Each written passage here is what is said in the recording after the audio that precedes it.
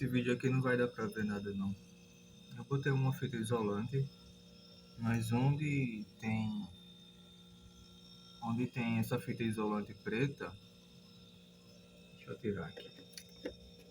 Vou botar de novo.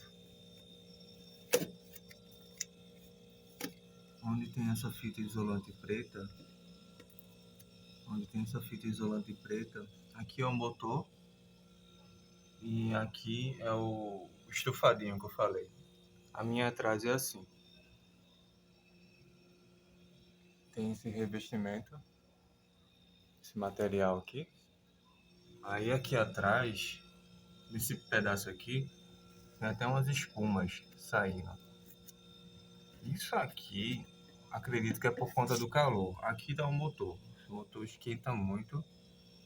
E esse calor bate nessa espuminha, nesse revestimento, e aqui é como se tivesse derretido. Tanto que tá pegando fogo. Mesmo a fachada da geladeira, a geladeira tá no mínimo. Ele é muito quente. Aí, aqui é esse estufado que eu falei pra senhora. Tem um estufadão.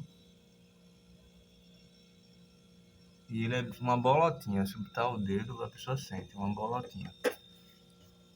Aí isso tá me preocupando. Vou ter que perguntar ao pessoal que entende. A espuma, já como parece um isopor, até meio que deu uma derretida. Mas tudo isso aqui é por conta do calor.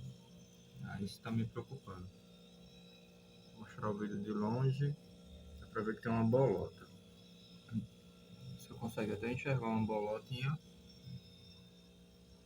nesse revestimento.